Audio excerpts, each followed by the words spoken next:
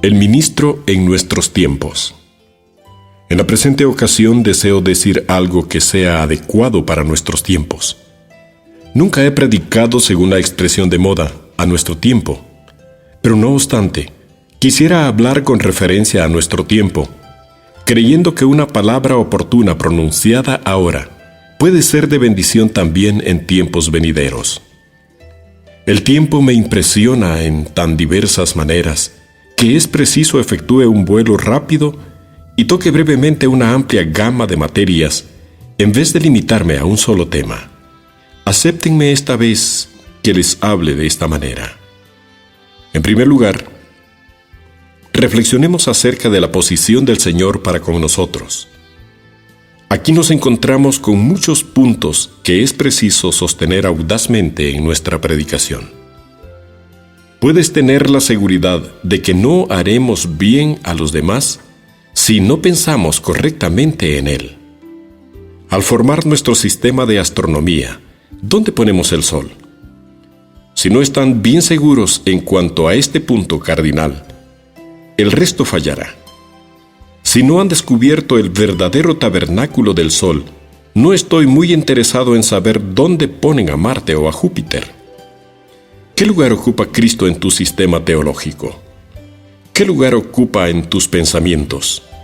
¿Qué lugar ocupa con referencia a ti mismo, a tu trabajo y a tus semejantes?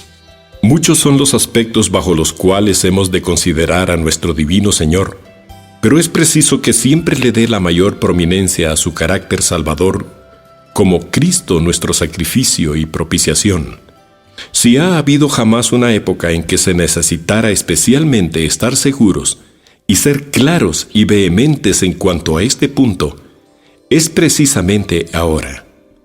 El estandarte de la cruz ha de abrir camino actualmente. No podemos permitirnos el lujo de colocar la expiación en el armario como si fuera una verdad que ya se da por descontada, dejándola entre las curiosidades de la fe poco práctica.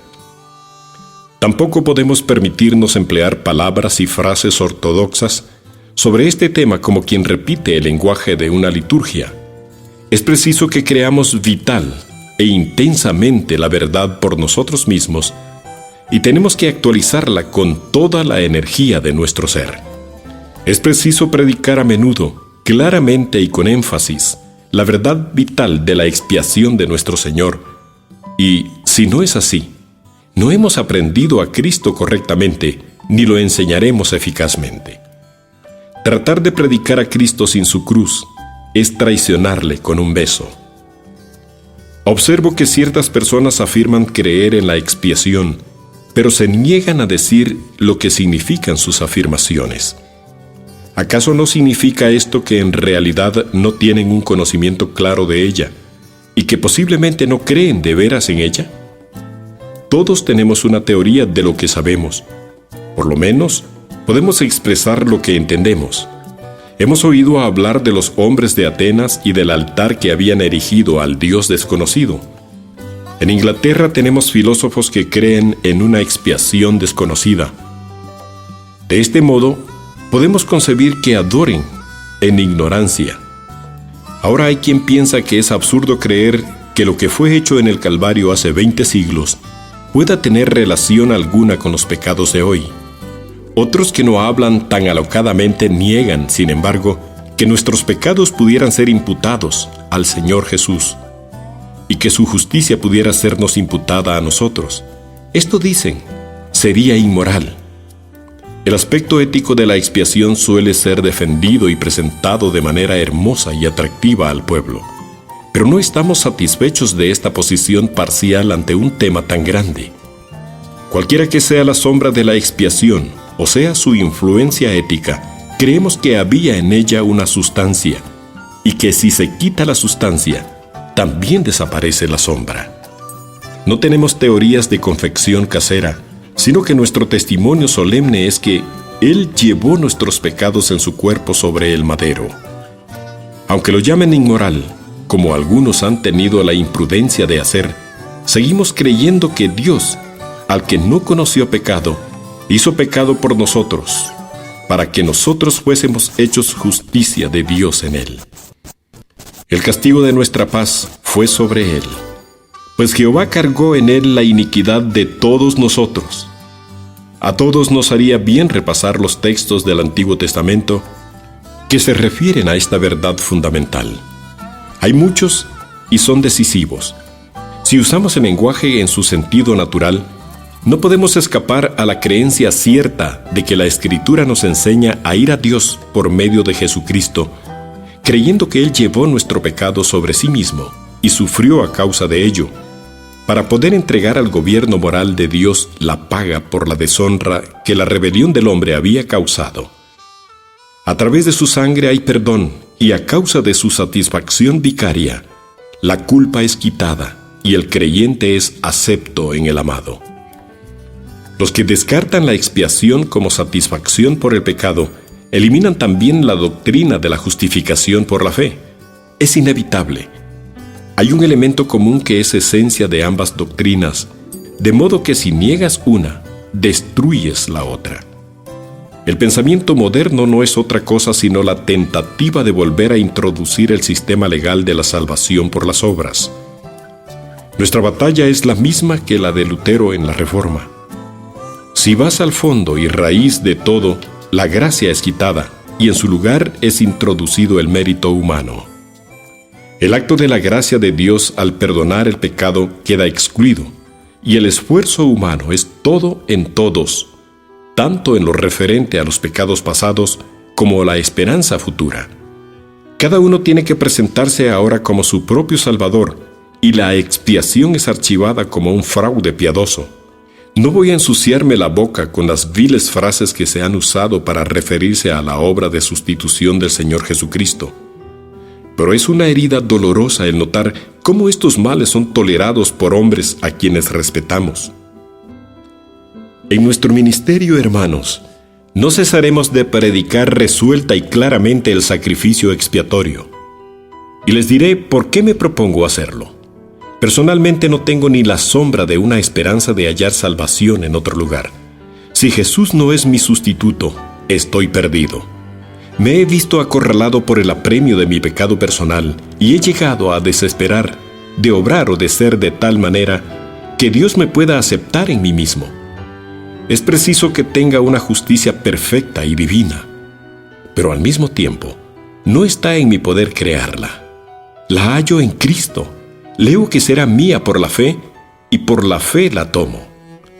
Mi conciencia me dice que debo pagar a la justicia de Dios un precio por la deshonra causada a su ley, y no puedo hallar nada que se parezca a tal precio hasta que miro a Cristo Jesús. ¿No recuerdo acaso el momento en que por primera vez miré a Él y fui iluminado?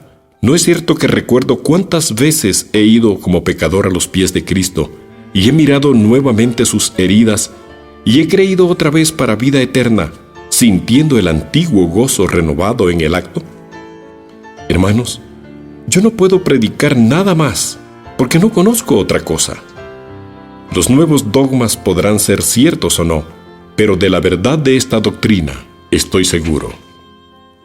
Si alguno aquí predica la expiación, pero no le gusta hacerlo, no me atrevo a aconsejarle que deje de predicarla, pero las palabras me tiemblan en los labios. Estoy firmemente persuadido de que el predicador poco dispuesto o de corazón frío en cuanto a cualquier doctrina es el peor enemigo de la misma. A la larga, todo se reduce a esto, que las heridas recibidas por la verdad en casa de falsos amigos son peores que las causadas por los enemigos. Si no amas la cruz en lo más hondo de tu corazón, harías mejor en dejarla. Puedo decir en verdad que yo predico la expiación con amor, con todo mi corazón. Algunos parecen pensar que nosotros, los infelices de la escuela puritana, estamos encerrados, enjaulados y confinados por rígidos dogmas de los cuales de buena gana escaparíamos. Se imaginan que hemos de frenar toda aspiración a volar en nuestras personalidades, con objeto de preservar la tiranía de cierto sistema férreo. Se supone que Juan Calvino nos domina como una pesadilla y que vivimos como perros bajo su látigo. La realidad, hermanos, es otra. Poco saben estos difamadores de lo que es nuestra felicidad y nuestra paz. Si sienten más gozo en la predicación que nosotros, grande es su dicha. Pero si hemos de juzgar por su tono y estilo, hemos de ponerlo en duda. Los observadores habrían notado que el elemento del gozo ha desaparecido en muchos púlpitos. El predicador no disfruta de su propio tema de predicación y rara vez habla de haber estado en el Espíritu mientras hablaba. Le gusta mucho más predicar 20 minutos que 40, y es especialmente propenso a fundir los dos cultos nocturnos de entre semana en uno solo. Nadie disfruta con la doctrina moderna, porque no hay nada que disfrutar de ella. La congregación ha de hacer lo que pueda con esa sopa que nuestro amigo mencionaba anoche con tanto acierto. La sopa hecha de un hueso prestado, que había sido usado con fines similares en los 6 días anteriores. De modo que ya no le quedaba sabor a carne. No, que nuestros oponentes aparten de su mente todo sentimiento de conmiseración por nuestro estado de esclavitud bajo el antiguo evangelio. Somos nosotros los libres, aquellos a quienes el Señor hace libres, y los esclavos son los demás. Me gustaría levantarme de la cama con los últimos 5 minutos de mi vida para dar testimonio del divino sacrificio y de la sangre que expía el pecado. Entonces repetiría aquellas palabras que hablan más positivamente de la verdad de la sustitución, aunque mis oyentes se horrorizaran. Pues, ¿cómo habría de saberme mal si en el cielo mis primeras palabras han de ser para atribuir mi salvación a la sangre de mi Señor? Que mi último acto en la tierra fuese horrorizar a sus enemigos con un testimonio del mismo hecho. También sostenemos que Cristo Jesús es el único mediador y sumo sacerdote, y esto nos hace mirar indignados las afirmaciones de la superstición. Todavía existe en muchos lugares lo que en nuestra juventud creíamos que había desaparecido, es decir, el evangelio del sacerdocio, el clericalismo de la antigua Roma, pero sin carácter venerable de las cosas antiguas. Hay entre nosotros hombres que afirman ser sacerdotes en un sentido diferente de aquel en que todos los creyentes son sacerdotes para con Dios. Según este sueño, el Señor Jesús no es en sí mismo un mediador todo suficiente. Es decir, puede ir hasta cierto punto en dirección a Dios, pero en dirección al hombre, entre el hombre pecador y Cristo el Señor, hay una brecha que solo puede llenar el que participe de una imaginaria sucesión apostólica. Desde luego, los sacramentos debidamente administrados son descritos como canales seguros de la gracia. Aún oímos aquellas palabras: el bautismo, en el cual fui hecho miembro de Cristo, Hijo de Dios y heredero del reino de los cielos. En manos sacerdotales el pan y el vino sufren un cambio milagroso, muy parecido a la transubstanciación católico-romana.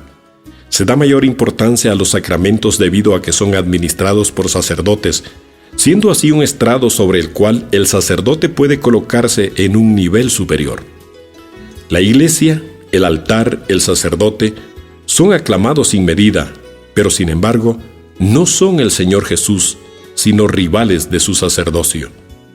Oímos cómo se afirma y se enseña continuamente a los pobres que cualquiera que se dedique a enseñar el Evangelio, aunque pueda probar su doctrina por medio de la Biblia y pueda ver bendición en su ministerio, ha de ser denunciado como cismático, a menos que haya recibido la imposición de mano episcopal. Partir el pan juntos como creyentes en el Señor Jesús no es permitido a los cristianos ordinarios. Y si se atreven a hacerlo, son culpables de cisma, crimen horrible que al parecer es varios grados peor que el adulterio o el asesinato. Aunque fueras culpable de fornicación, podría ser perdonado e incluso podría ser difícil privarte de los sacramentos, pero si perseveras en el cisma, habrás de perder la esperanza. Hermanos, protestemos con la máxima energía contra este avivamiento de la superstición. No toleremos nada entre el alma y Cristo. Es posible que en mi país esta presunción sacerdotal no sea tan ofensiva y claramente perceptible para ustedes.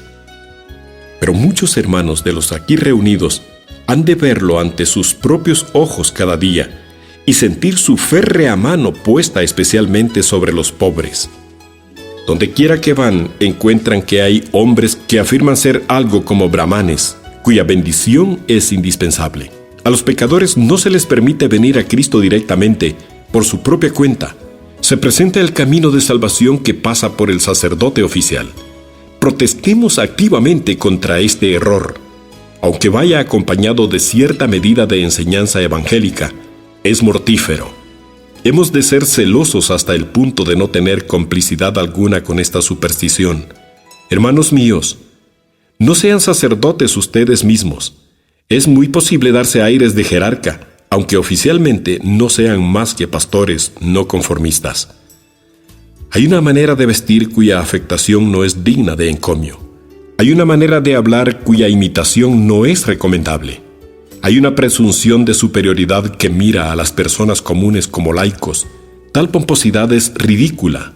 Eviten las maneras de ciertos clérigos que parecen decididos a conseguir que su congregación piense que un ministro es una persona especialmente honorable y que el resto de los miembros de la Iglesia casi no deben aventurarse a opinar de modo diferente a él. Dígase lo que se quiera sobre el tema de que todos los creyentes en Cristo son una generación de sacerdotes. Aún hallamos entre nosotros personas vanas que aspiran a que se les tenga por poseedores de una especialidad mística. Nuestra función de pastores merece ser respetada, y lo será si se desempeña debidamente. Pero he observado que algunos, muy deseosos de ensalzar su propio cargo, en realidad tratan de ensalzarse a sí mismos. No obstante, mientras el oficial ha ascendido, el hombre ha descendido. Uno ha llegado a preguntarse cómo es posible que un hombre tan pequeño haya alcanzado un cargo tan grande. Ayer oí una pregunta a la cual aún no he hallado respuesta satisfactoria. Era la siguiente: ¿qué es peor? ¿El hombre que sabe predicar y no quiere hacerlo? ¿O el hombre que no sabe predicar y quiere hacerlo? Me temo que tenemos entre nosotros algunos del segundo tipo, pero si suponen que el mero hecho de haber sido escogidos para un pastorado les ha dotado de poder peculiar, se engañan a sí mismos. Permítanme que les diga en voz baja, como un susurro, que hay entre nosotros mismos cositas que conviene vigilar cuidadosamente, pues de lo contrario, veremos cómo la levadura del ritualismo y el sacerdocio obra en nuestras medidas de harina. Quizá convendría cambiar de proceder en nuestros cultos de avivamiento.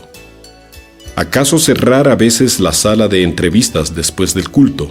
Tengo mis aprensiones en cuanto a tal institución si se usa permanentemente y como parte inevitable de los cultos.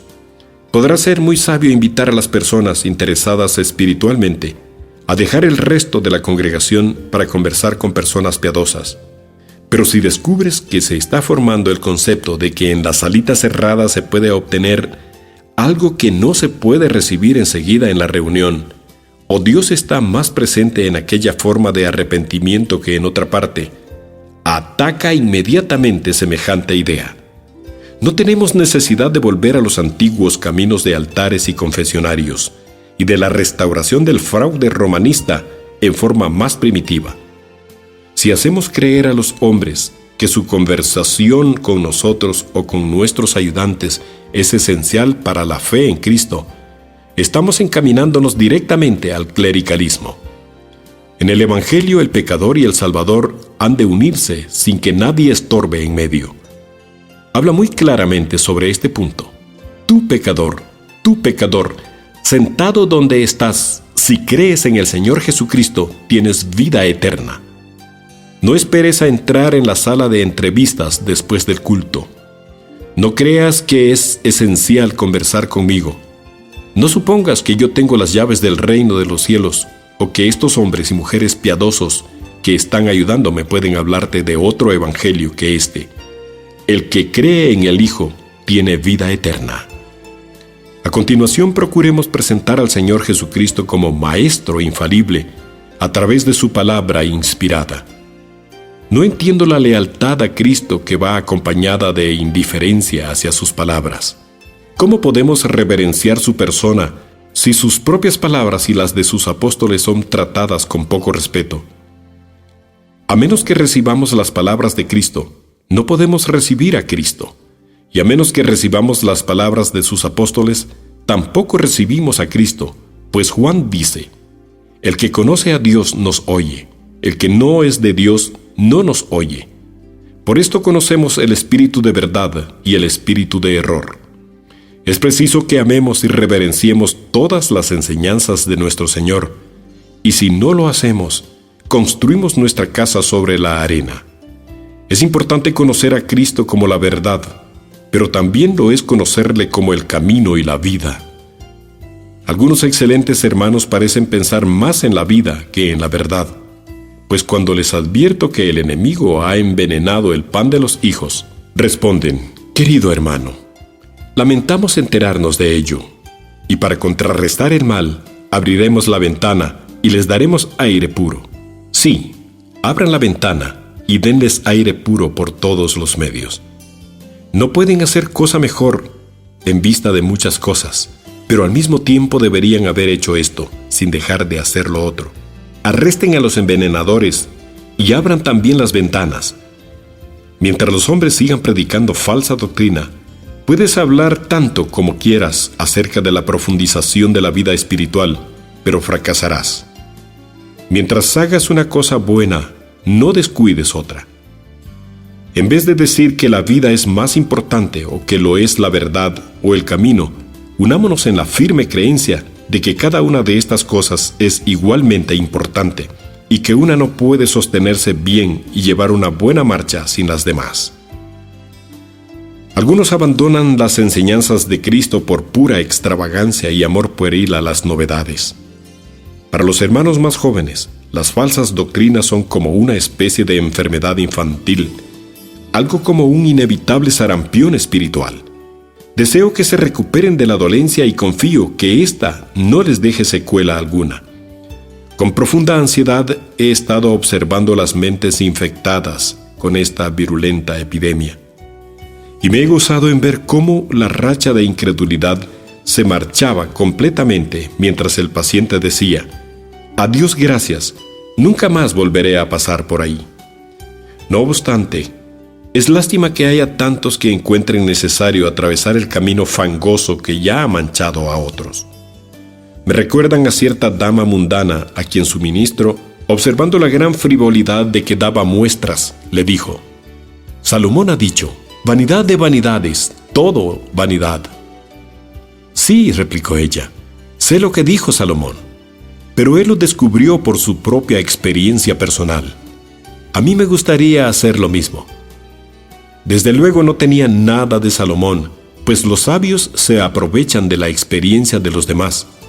Si han visto a otros ir por lana y salir trasquilados, la prudencia aconseja que no vayan ustedes. Algunos caen en la duda a causa de una sinuosidad interna. Hay hombres que inician nuevas doctrinas debido a que hay algo podrido en el reino de Dinamarca. Y, en la podredumbre, preciso es que crezcan toda clase de hongos. Quizá hayas leído la historia natural de Plinio. Si no la has leído, no hace falta que lo hagas, pues tiene poco de natural y mucho de fabulosa. Plinio nos cuenta que cuando el elefante va a un estanque y se ve reflejado en el agua, queda tan disgustado ante su propia fealdad que remueve el agua inmediatamente hasta enturbiarla para no verse.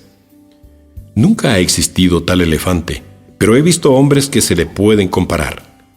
La Sagrada Escritura no está de acuerdo con lo que ellos piensan. Por lo tanto, peor para la Sagrada Escritura. Tal y tal doctrina no se adapta a sus gustos, de modo que es preciso tergiversarla o negarla. Lo que hay en el fondo del pensamiento moderno es un corazón no regenerado. Los hombres son modernistas en doctrina porque nunca pudieron revestirse de puritanismo, debido a que carecían de la renovación de sus entendimientos. No dudo que algunos han remendado las enseñanzas y el Evangelio de Cristo con el deseo de hacer más bien. En los avivamientos se permite decir y hacer cosas que nadie podría justificar. ¿Han observado actualmente cómo se presenta el Evangelio? No voy a pronunciar juicios condenatorios sobre nadie en particular, pero leyendo continuamente la exhortación, entrega tu corazón a Cristo, la exhortación es buena. pero no permitas que sustituya al mensaje del Evangelio. Cree en el Señor Jesucristo y serás salvo. En la escuela dominical, la enseñanza suele ser: queridos niños, amad a Jesús. Ahora bien, esto no es el Evangelio. El amor a Cristo viene como fruto, pero el Evangelio dice: cree en el Señor Jesucristo y serás salvo. Si pensamos que haremos más bien colocando otra exhortación en lugar del mandamiento del Evangelio, nos encontraremos envueltos en graves dificultades. Si por un momento nuestras reformas parecen producir un resultado mayor que el antiguo Evangelio, será en el crecimiento de hongos, quizá venenosos, pero no en el crecimiento de árboles del Señor. Ciñámonos a la palabra de Cristo como Maestro infalible para nosotros en estos días de peligro, y seamos en extremo celosos de la verdad. De lo contrario, quizás seamos seducidos con drogas como Pompeyo engañó a ciertas ciudades que no querían abrir las puertas a sus tropas. Les dijo: no les pido que alojen a mis ejércitos, pero hay aquí unos cuantos hombres enfermos y heridos a quienes les pido permitan descansar entre ustedes. Cuando los inválidos estaban dentro de las murallas, abrían las puertas, y los habitantes eran sometidos fácilmente. No permitan la entrada a los pequeños errores que suplican un poco de tolerancia, pues de lo contrario, su ciudadela será capturada antes de que se den cuenta del ataque. Estad firmes en la fe una vez dada a los santos, y que nadie os seduzca con filosofías y vanos engaños.